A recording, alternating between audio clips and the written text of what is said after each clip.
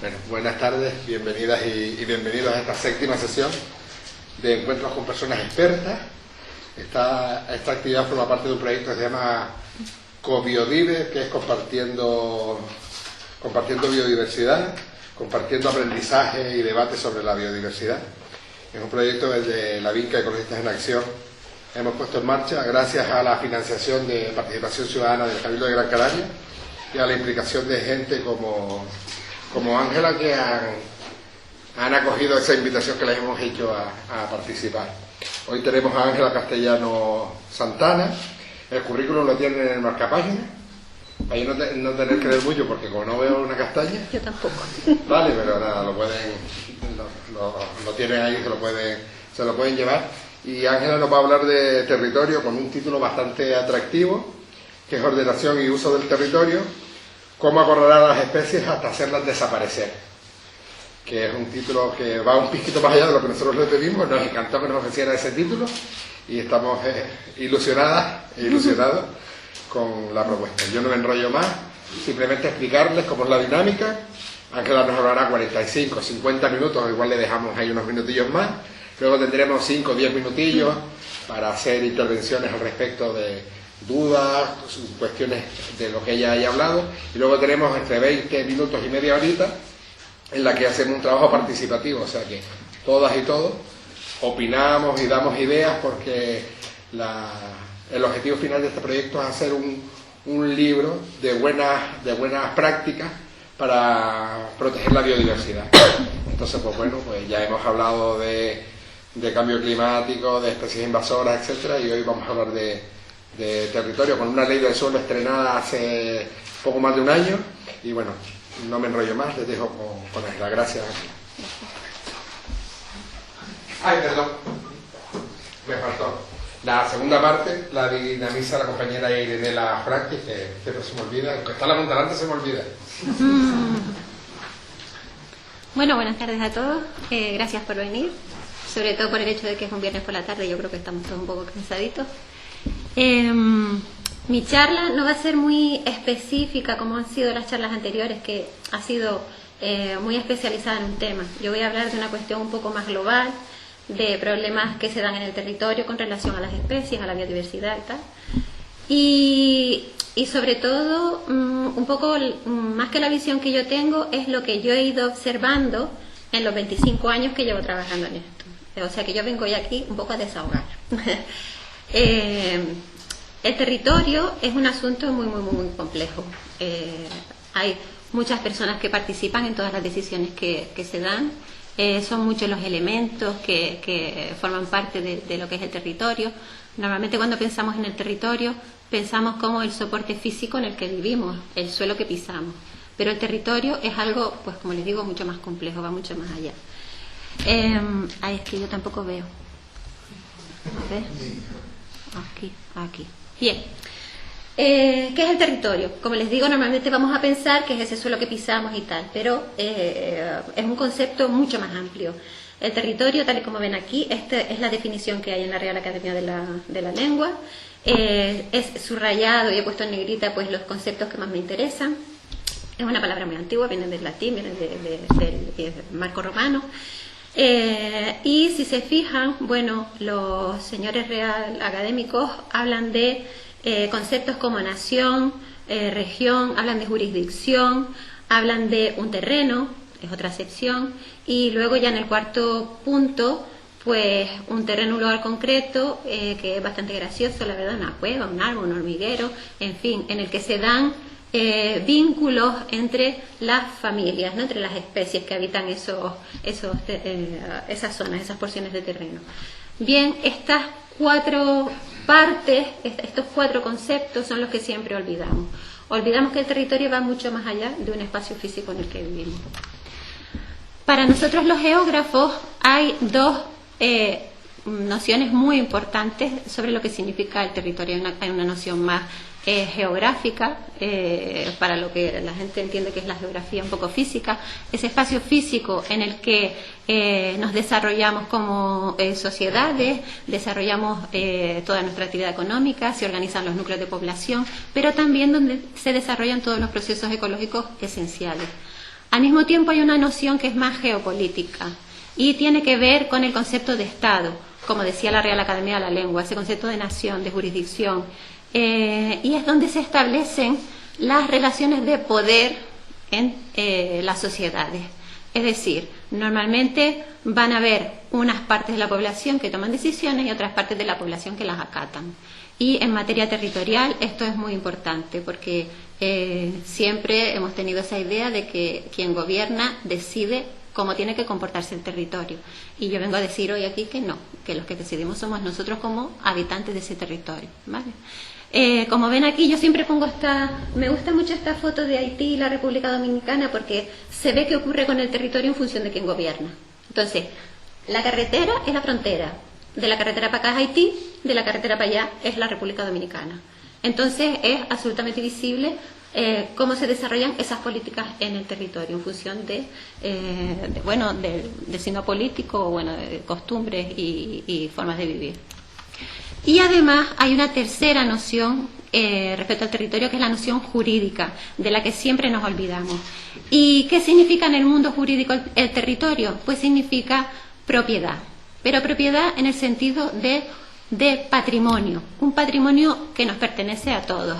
De hecho, la propiedad privada es un derecho constitucional, es un derecho sagrado en el marco de la Constitución, y sin embargo la propiedad privada no es tan privada, porque cumple una función social. Esa función social depende de un interés general, de un interés que siempre va a ser mucho mayor. Y en materia medioambiental está claro que hay un interés general que prevalece sobre la propiedad privada. Es un patrimonio común en el que nos desarrollamos todos integralmente, tanto desde el punto de vista físico, para nuestra supervivencia, como desde el punto de vista mental y emocional. Cultivamos nuestros espíritus, compartimos experiencias, etcétera, etcétera. Pero al mismo tiempo tenemos unos vecinos que son la flora y la fauna, que nos ayudan a esa supervivencia física. Entonces, en el marco del derecho, ahora estamos en el marco del derecho europeo, pues se intenta preservar un poquito esa convivencia. ¿Y en qué territorio vivimos nosotros? Pues nosotros vivimos hasta hace 3 meses, vivíamos en un territorio formado por 7 islas, 2 islas medianitas y 2 islotes, ¿vale? El archipiélago canario, en su medio terrestre, son unos 7.500 kilómetros cuadrados de superficie, con 2.128.000 habitantes. Eso significa una densidad algo superior a los 284 habitantes por kilómetro cuadrado. Para las personas que no están muy relacionadas con los temas demográficos y demás, les diré que es una presión muy importante sobre el territorio. Es una alta densidad territorial en el número de habitantes. Somos la tercera comunidad española con más densidad de habitantes por kilómetro cuadrado después de Madrid y el País Vasco. O sea que es una cuestión que hay que tener en cuenta.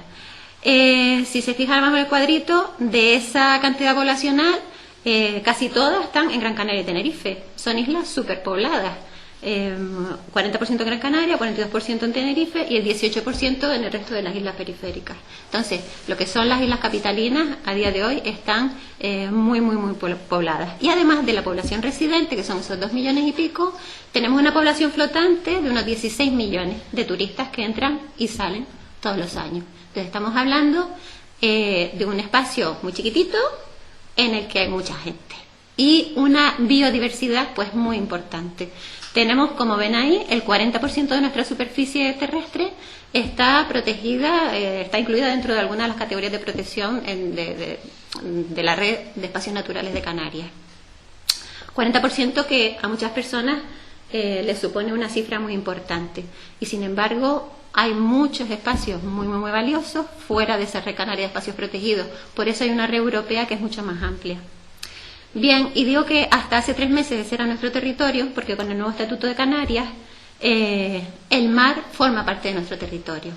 A partir de la reforma del Estatuto, se reconoce el ámbito de las aguas canarias, que está integrado, bueno, pues por ese perímetro definido por las líneas de base recta entre los cabos más salientes de todas las islas. Este mapita que está aquí lo tenemos en el servicio, está hecho a escala, es decir, la superficie que ocupamos está encajada en lo que es Portugal. Es decir, no vivimos ahora mismo en un territorio tan pequeño si tenemos en cuenta ese mar que nos une, no que nos separa, sino que nos une. Hemos pasado a tener una superficie de 7.000 y pico kilómetros cuadrados a 41.634 según el Ministerio, pero están haciendo... dentro de la empresa Grafcan, que es la que lleva un poco la cartografía de Canarias, habla de entre 35.000 y 40.000 kilómetros cuadrados. Es decir, hemos multiplicado nuestro territorio pues por 5 a día de hoy. Hay algunos autores que empiezan a llamarle el acuitorio, por esto de que es agua.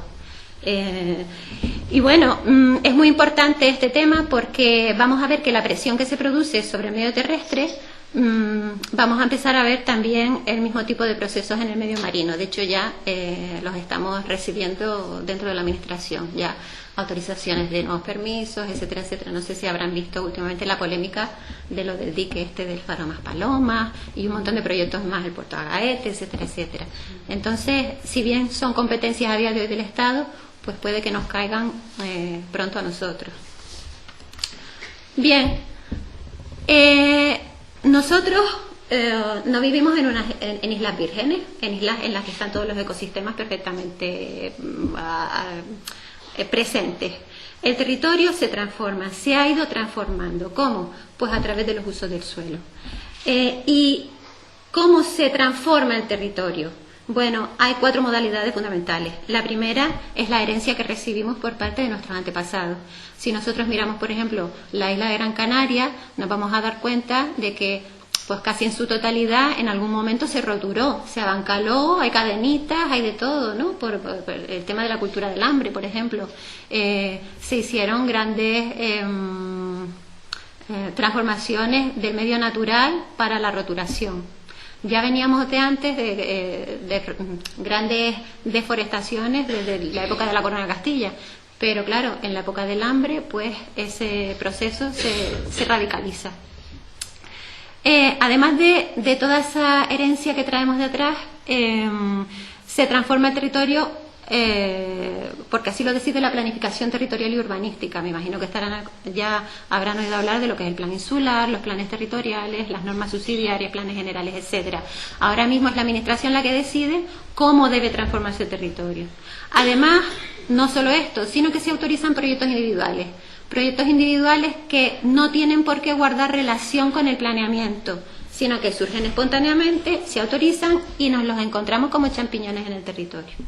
Y por último, una cuestión que a mí siempre me gusta destacar porque siempre nos olvidamos de ella, que es el de la clandestinidad. La clandestinidad ejerce una enorme presión sobre el territorio y genera muchos problemas, y nunca somos conscientes de ese tema. La herencia que tenemos, bueno, antes nos instalábamos en el territorio y se transformaba de acuerdo con una necesidad. Esa necesidad era tener los recursos naturales necesarios para nuestra supervivencia. He puesto aquí algunas fotos porque, por ejemplo, el tema de la ocupación extensiva del territorio por el abancalamiento, no había agricultura intensiva, sino que había que ocupar grandes extensiones. El tema de las salinas, pues no había neveras, había que tirar de la sal. O, por ejemplo, Garachico. ¿Dónde se coloca Garachico? Bueno, pues en el sitio más estratégico que tiene, al lado del mar, y además es que el resto del territorio es imposible en este municipio. Entonces, hay unas pautas de comportamiento en el territorio.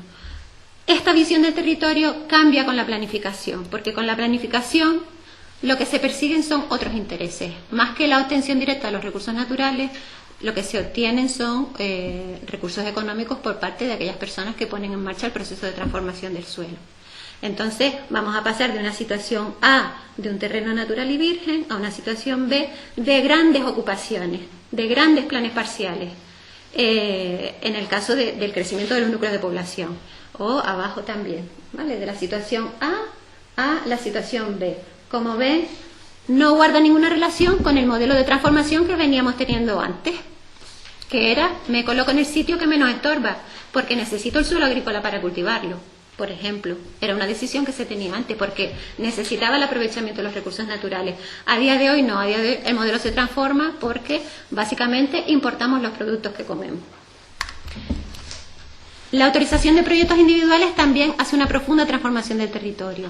Determinados proyectos individuales, por ejemplo, el tema de las carreteras. Las carreteras consumen muchísimo suelo. La mayoría de ellas no provienen de ningún tipo de plan, sino que son proyectos que tramita la administración y de repente nos los encontramos si no estamos atentos a que se va a ejecutar una carretera. Otros proyectos singulares son los proyectos relacionados con las grandes infraestructuras, ¿vale? O por ejemplo, el tema de las Islas Verdes que nos estamos encontrando ahora en las Islas Verdes, el hotel Princesa Tenería, no sé cómo se llama, no responde a un plan previo, responde a una autorización directa de un hotel, ¿vale? Entonces miren la cantidad de suelo que consume. Y los Palmitos Park lo puse porque como está medio en un barranco y los barrancos son tan importantes desde el punto de vista de la conexión de las especies, pues me parece también que es un ejemplo a tener en cuenta. Bien, y por último, el tema de la clandestinidad. Esto, no sé si ven los puntitos blancos. Los puntitos blancos son las casitas que hay en las medianías del norte-noreste de Gran Canaria. Entonces, en el año 1997 hicimos un censo de viviendas que no tenían autorización administrativa o licencia y censamos unas 30.000 edificaciones, ¿vale? Que surgieron, bueno, pues como pudieron, como digo yo. Esa dispersión de la edificación, ¿qué genera? Genera que sea imposible tener un territorio lo suficientemente holgado para recuperar determinados ecosistemas. Porque claro, tú tienes la casita, pero al mismo tiempo tienes la calle que te lleva a la casita y la carretera que te lleva a la calle que te lleva a la casita, y además tengo a mi vecino con su propia calle, etcétera, etcétera. Tenemos desde los años 90 se decía que teníamos la red de carreteras más densa prácticamente de España, en datos del Plan de Infraestructuras de Canarias. Y eso, pues, ¿qué hace? Pues que impide que podamos recuperar de una manera eficiente los hábitats. Bien, eso fue en el año 97 y estos puntitos rojos y amarillos son expedientes abiertos después de censar las 30.000 viviendas. O sea, esto es lo que se produce desde el 2000 a 2019. Entonces, el problema sigue y no somos conscientes de que tenemos que pararlo de alguna manera, ¿no?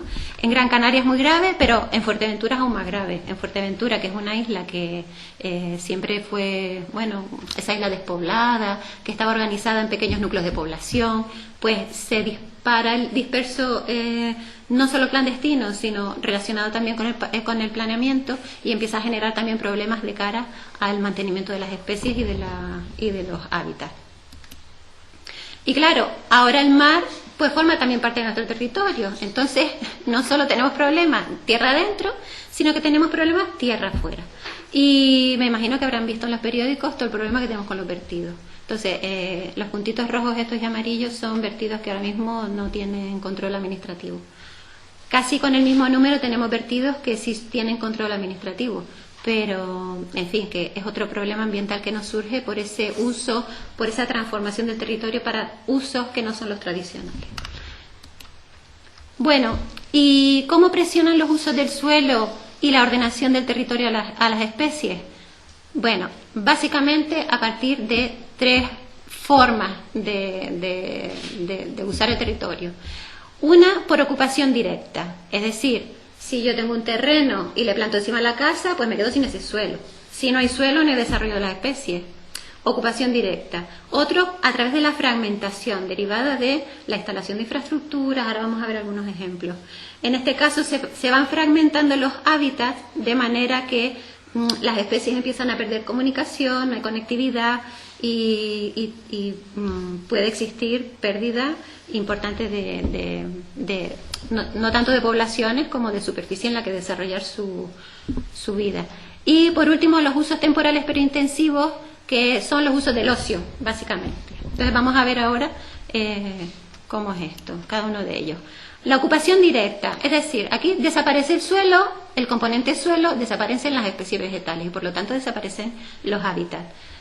¿Cómo se ocupa directamente el suelo? Bueno, pues a partir básicamente de las decisiones de la planificación, pero también de la disciplina urbanística. La planificación, ¿qué hace? Pues me clasifica suelos urbanos y urbanizables, en algún caso densifica los asentamientos rurales y agrícolas y permite algunos usos en suelo rústico que pueden llevar a ese problema con las especies. En el caso de la ocupación directa a través de la clasificación de suelo urbano y urbanizable, les he puesto aquí dos ejemplos. La cartografía, lo que son las manchas de color, son superficies en las que existían hábitats naturales. Lo que pasa es que la cartografía de los hábitats es un poco antigua y puede haber alguna distorsión en la información. Pero lo que viene a señalar es que si en algún momento de estos años existieron ahí esas comunidades, en el caso de Playa Blanca, en Yaiza, Montaña Roja, Tabaibales de Tabaiba Dulce, y en el caso de Pozo Izquierdo, por ejemplo, Saladares, bueno, pues como vemos las casitas encima de la mancha que indica la existencia de un hábitat, ¿vale? ¿Cuál es el problema? El problema es que en el caso de los suelos urbanos, muchas veces los suelos urbanos van creciendo sin planificación, sino porque se decide, pues vamos a poner una plaza, pues vamos a seguir con la plaza y ponemos una grada, y seguimos y nos vamos comiendo poquito a poquito pues los hábitats. Y entonces empezamos a tener problemas de superficie suficiente de hábitat para el desarrollo de las especies. En el caso de los planes parciales, lo mismo, son planes parciales muy antiguos, en el que si por razones urbanísticas los propietarios tienen derechos urbanísticos, a la administración le cuesta más pagar las indemnizaciones por esos derechos urbanísticos que desarrollar una política encaminada a la recuperación del hábitat, que a lo mejor sale hasta más barata. Bueno, total que ese es un problema que existe. Ocupación directa, desaparece absolutamente el hábitat. Otra cuestión, los asentamientos rurales. En Gran Canaria no pasa tanto, pero en las islas orientales, en Fuerteventura y en Lanzarote, es un problema muy serio. Sobre todo en Fuerteventura, a raíz de la aprobación del plan insular, en el que dentro de los asentamientos se permitió la edificación en parcelas mucho más pequeñas de las que eran las tradicionales.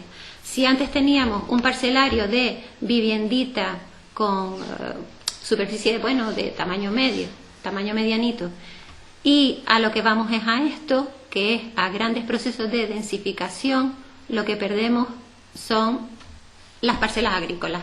Parcelas agrícolas en las que se alimentan muchas especies, sobre todo cuando la agricultura es un poco tradicional. Si hay pesticidas y todo esto, pues ya cuesta un poco. Pero muchas especies tienen su alimento en esas áreas agrícolas que van desapareciendo porque se van instalando las viviendas. Entonces, hay un desplazamiento de esas especies. Luego, por determinados usos. Básicamente por los usos primarios. Como les decía antes, en determinadas épocas de la historia de Canarias, las islas llegaron a ocuparse casi en su totalidad con suelo agrícola, pero a día de hoy pues no se justifica mucho que estemos transformando suelos naturales para usos agrícolas cuando tenemos tanto suelo agrícola en potencia, que es el que tendría que cultivarse. Sin embargo, tenemos planes generales o normas subsidiarias antiguas que, bueno, también por una falta de información ¿no?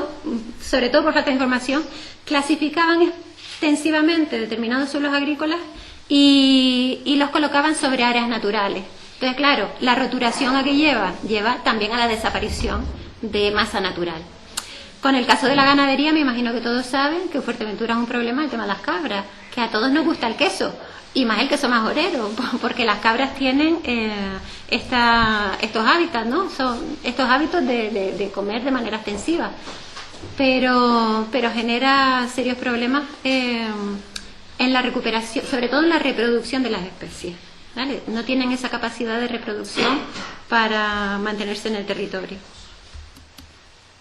Por ejemplo, en el macizo de Jandía, si vamos a la cartografía esta que está disponible en el visor de GraphCAN, que no sé si lo conocen, pero está bien, es bastante indicativo de las cosas, hay una serie de mapas de vegetación potencial y los mapas de cómo está la vegetación a día de hoy.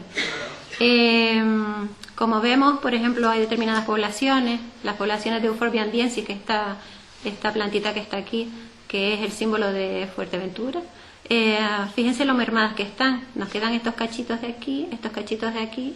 El Tabeibal cardonal está pues también muy en crisis, y es sobre todo por esta cuestión del ramoneo de las cabras que comen, se llevan las raíces, etcétera, etcétera. Entonces, claro, hay un problema de presión de uso ganadero en estos espacios. Entonces, vamos a ir recapitulando un poco. Lo que tenemos de momento son suelos urbanizables que se comen un montón de territorio, asentamientos agrícolas que van desapareciendo porque se van densificando, y al final lo que tenemos son núcleos urbanos en el medio rural.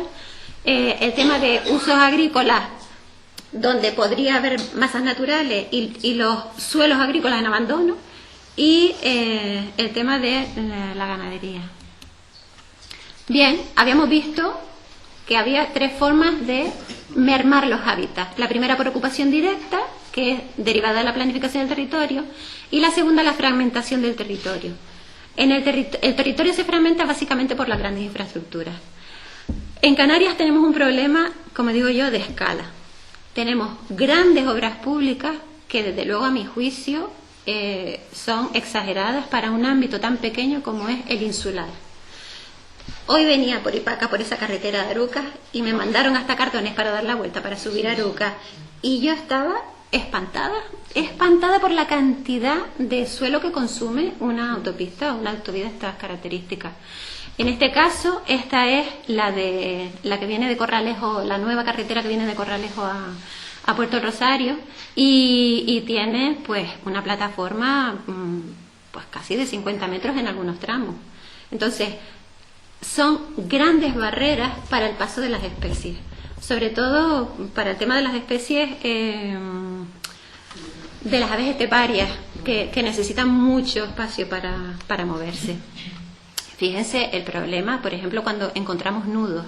Cuando ya encontramos nudos, esto es a la altura de la potabilizadora, cuando ya encontramos nudos de vías, consume muchísimo suelo. Entonces es otro problema.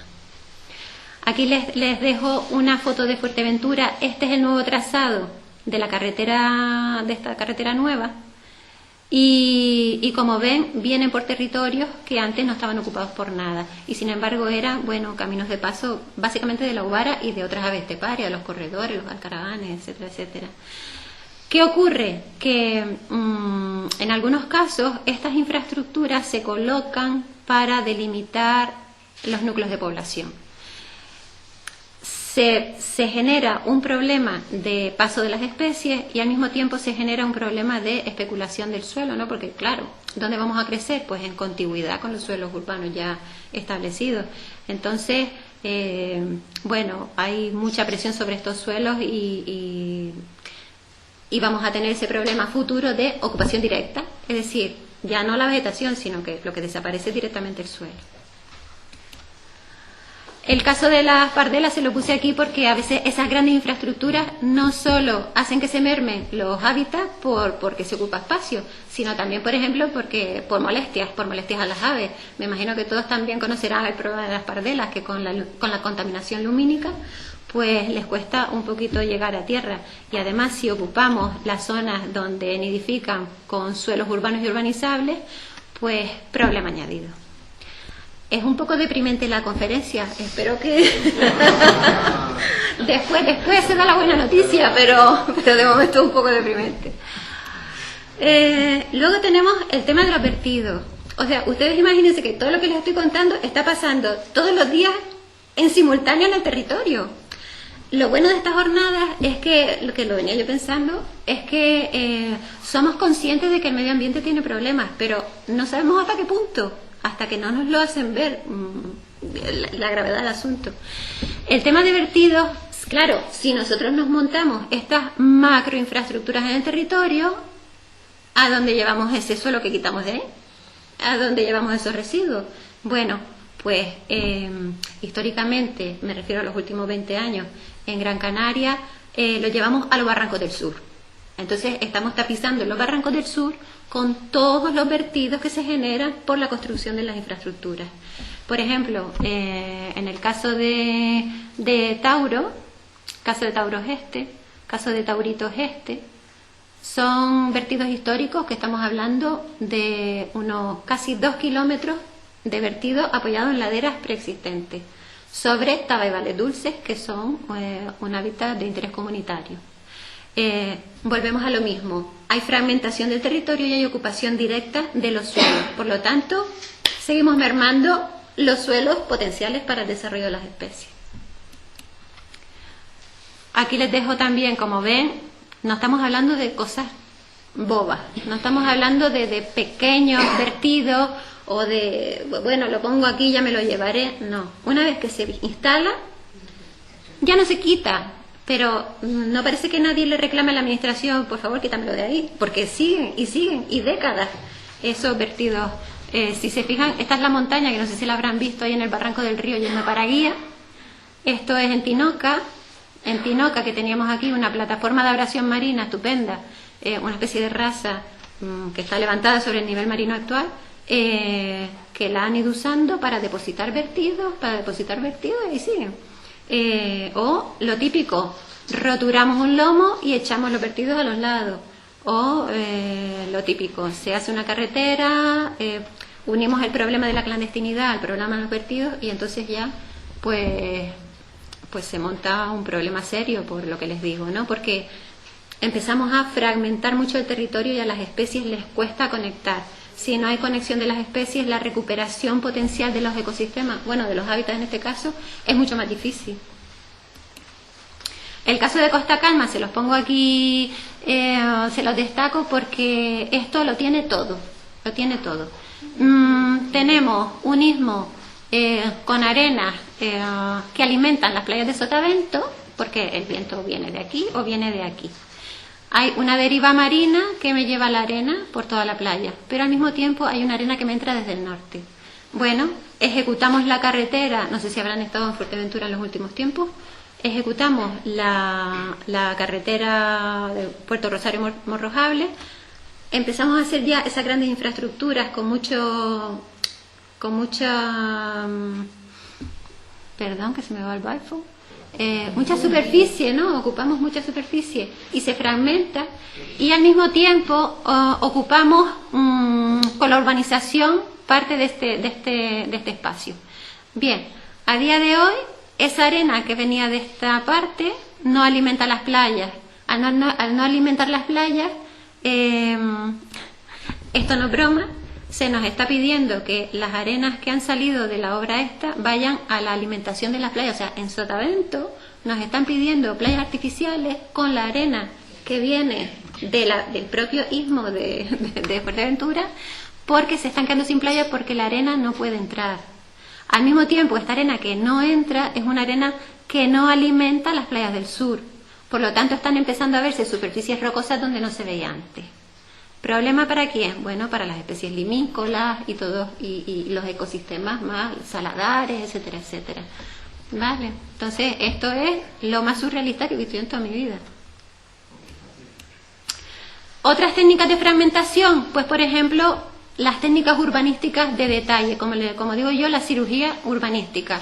La ley de costas me dice que a partir del dominio público, a partir de los mojones que se ponen, de ahí para atrás tenemos una zona de tránsito que mide 6 metros y es donde normalmente los ayuntamientos ponen los paseos marítimos.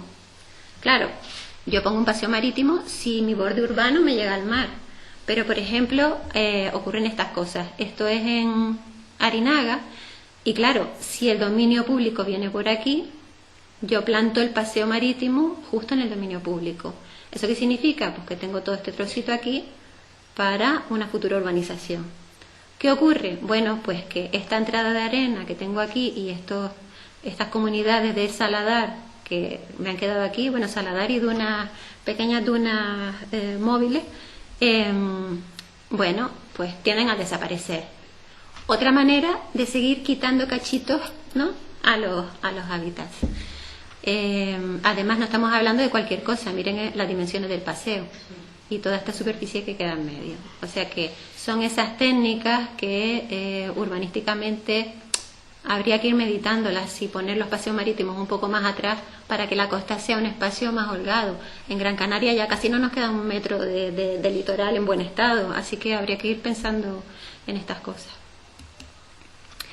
También el tema de ir urbanizando alrededor de determinadas zonas que tienen valor. Por ejemplo, en Las Palmas tenemos en La Minilla, pues lo que va quedando de dunas fósiles, ¿no? De todo el sistema de dunas del istmo de Guanarteme, y allí hay alguna pequeña especie que por estar hemos conseguido pues, que no se edifique. No hay ocupación directa, pero desde luego la especie está absolutamente presionada.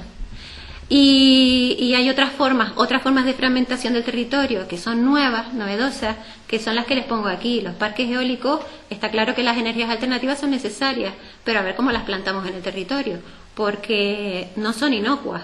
Si se fijan aquí, para poner 4 molinos, he tenido que abrir pistas, he tenido que poner una superficie para el tema de los vehículos que entran, salen, etcétera, etcétera.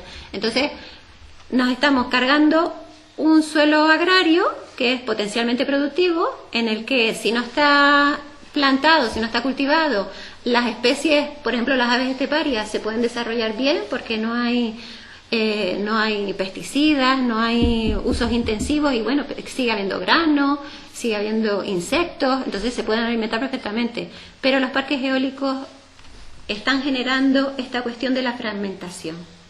Entonces, el tema de los parques eólicos es que a día de hoy no hay una planificación, sino que se dan autorizaciones. Lo que decía antes, hay proyectos que se autorizan y de repente un día vamos y nos encontramos 4 molinos, vamos y nos encontramos una carretera, vamos y nos encontramos un hotel.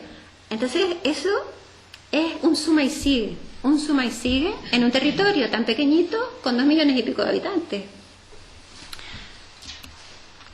Y luego está lo que yo llamo la fragmentación espontánea, que deriva mucho de lo que les decía de la indisciplina urbanística. Estos son 3 situaciones que están hoy en Gran Canaria, pero la situación, esto es A, B, C, la situación C deriva del B y deriva del A.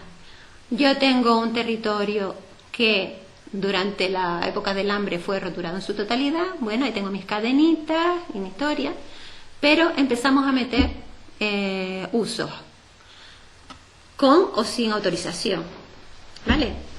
El problema que hemos tenido hasta el momento es que hay muchas cosas no autorizadas, entonces nos las encontramos allí. Esta transformación empieza a evolucionar y donde yo tenía un cuarto de apero tengo una vivienda, y donde yo tenía tantos metros me dejan hacer un almacén. Y todo eso lleva a una pista, y la pista conecta con otra pista, y la otra pista conecta con el otro, y el vecino veo que fabriqué, entonces fabrico yo. Y comienza a transformarse el territorio. La agricultura empieza a ser un poquito más intensiva, hasta que al final lo que tenemos es un poco esto. Con lo cual, la reducción de los hábitats es una cosa disparatada. Esto es un estrés. sí. Esto es Telde, la Gran Canaria 1, la avenida del Cabildo, la avenida del Cabildo. Y entonces, de aquella situación A que vimos antes, que eran todos esos terrenos agrícolas, empiezan a surgir esos núcleos espontáneos, una cosa histórica, ya viene en los años 50, los años 60. Se va densificando, ¿por qué? Porque el planeamiento urbanístico va reconociendo situaciones de hecho, y además de reconocer situaciones de hecho en las que ya me reconocen el núcleo, permito el crecimiento de los núcleos. Con lo cual los núcleos empiezan a crecer y a comerse suelo agrícola. Pero es que al mismo tiempo, lo que quiero que observen es cómo se sigue ocupando suelo sin necesidad. Miren dónde están los campos de fútbol. Aquí. Entonces, entre esto y esto, ya yo este suelo lo tengo hipotecado para un crecimiento urbanístico. Suelo agrícola que elimino. Entre esto y esto, por el barranco, empiezo a tener otros usos. Y lo mismo aquí. Entonces, aquí tenemos un pifostio de núcleo de población, de grandes centros comerciales, de grandes autovías, de zonas de invernadero y zonas de no invernadero. En fin, aquí recuperar los ecosistemas, imposible en mi opinión. Entonces, como les digo, no es todo tan negativo. A día de hoy, gracias a la normativa y gracias a Europa básicamente, se están empezando a reconducir un poquito las cosas. 10 minutos. Antes de entrar a esta parte de qué podemos hacer para cambiar esto. Los usos temporales pero intensivos, básicamente los usos turísticos y de ocio. Yo lo que quiero dejar claro aquí es que todos somos culpables de lo que está pasando, a lo mejor inconscientemente, pero todos tenemos responsabilidad. Entonces, si se fijan, en la foto es un cartel de costas diciendo prohibido el tráfico, prohibido todo, y el coche detrás pasando. Es absolutamente sintomático. ¿Cómo contribuimos nosotros a la presión de los ecosistemas? Bueno, pues contribuimos todos los días. Aquí les he dejado algunos artículos de periódico de los últimos meses en los que se está poniendo de manifiesto que no es solamente la ocupación del suelo por el planeamiento o por las infraestructuras, sino nuestro uso del territorio el que deteriora los espacios y el que presiona a las especies. Por ejemplo, el tema de la graciosa. El tema de la graciosa es muy fuerte. En el año 2017, en agosto, o sea, la graciosa es una isla de 29 kilómetros cuadrados. Tiene entre 600 y 700 habitantes desde el año 2000 hasta ahora. No ha crecido, más o menos son esos los habitantes. Bueno, en agosto de 2017 en La Graciosa había 42.000 personas. Durante ese mes entraron 42.000 personas. Claro, hay tanta gente, pues necesitamos más vehículos. Necesitamos que las carreteras se mejoren. ¿Qué significa todo eso? Pues los mismos procesos que en Gran Canaria.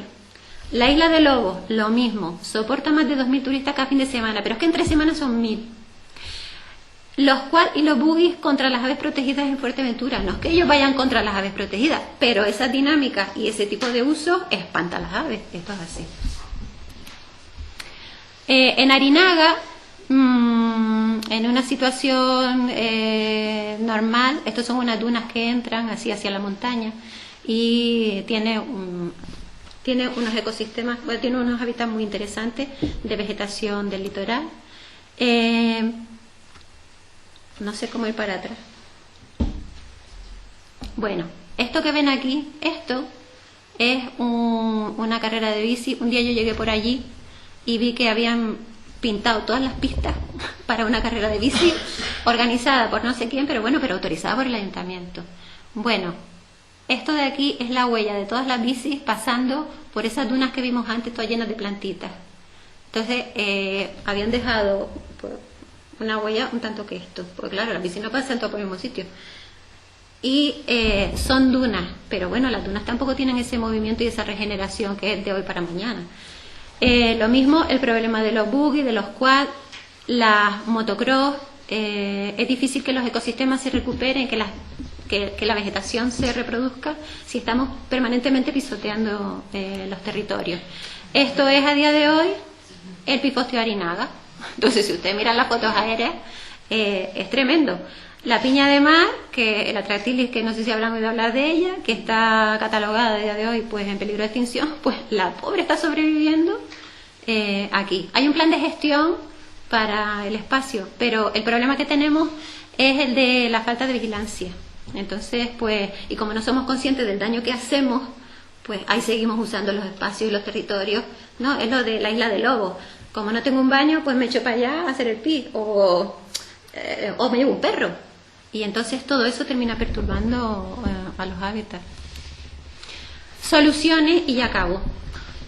Soluciones para estos problemas. Bueno, la principal son los instrumentos legales, porque ayudan mucho a paliar, a resolver no, porque como hemos visto en la foto de Telde, hay cosas que ya no tienen solución, pero sí ayudan a paliar los problemas.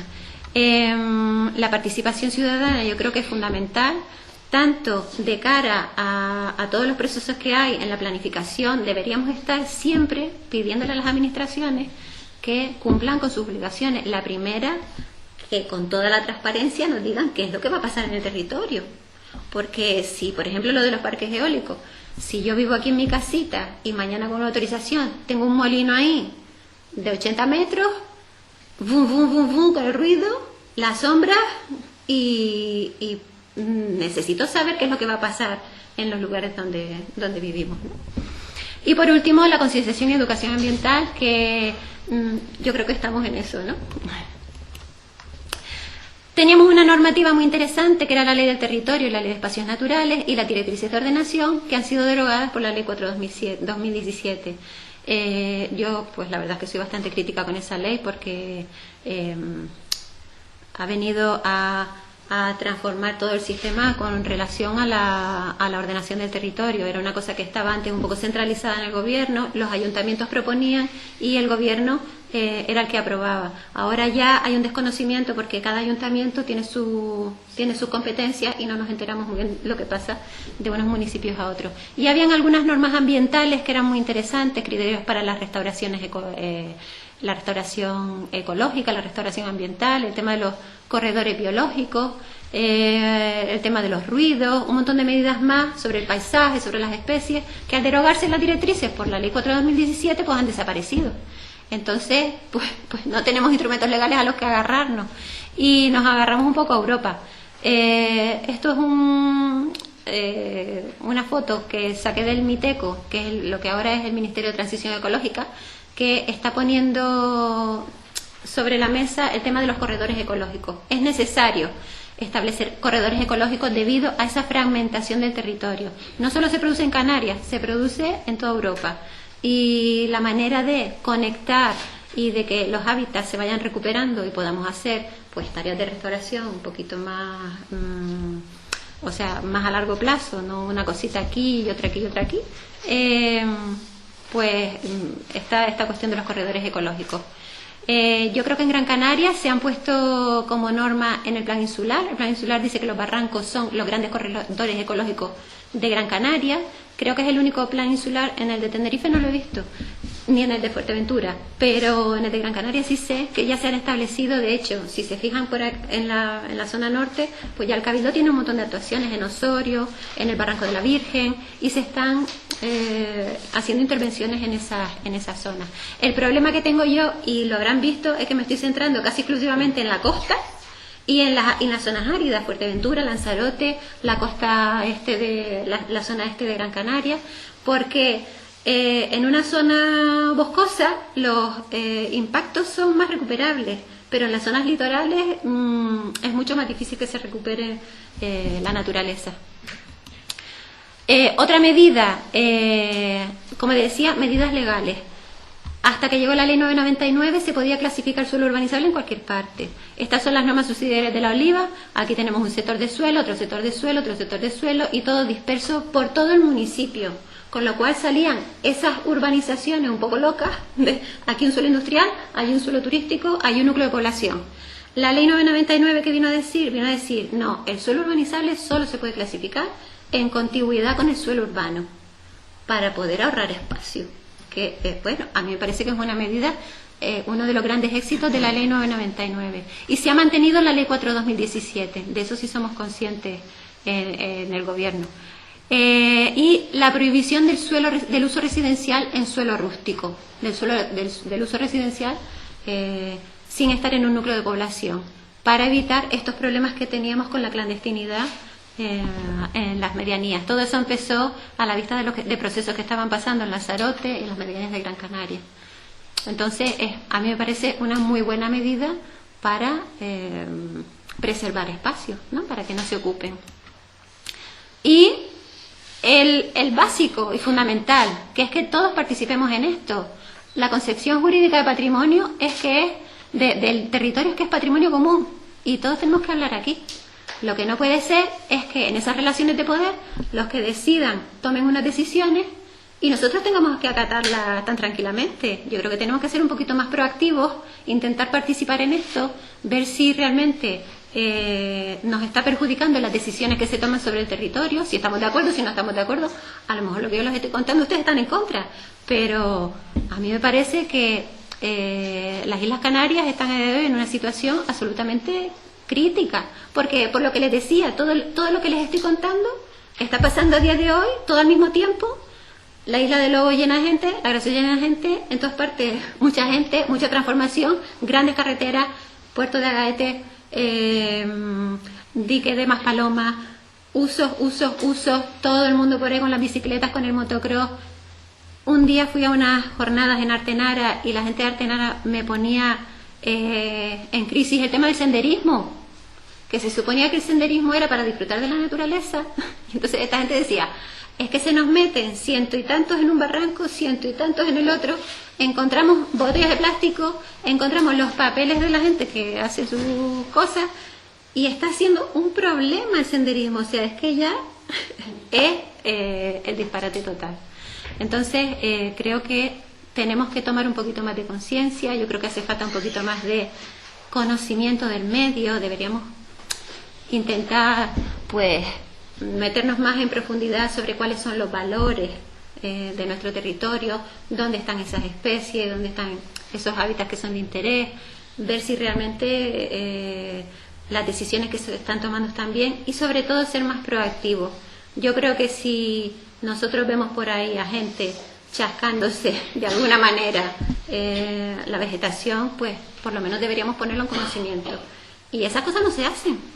Es que lo hacen las asociaciones ecologistas prácticamente, pero poca gente denuncia, muy poca gente denuncia.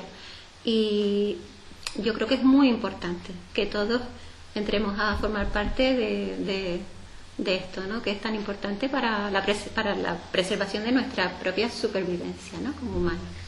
Muchas gracias, muy rápido.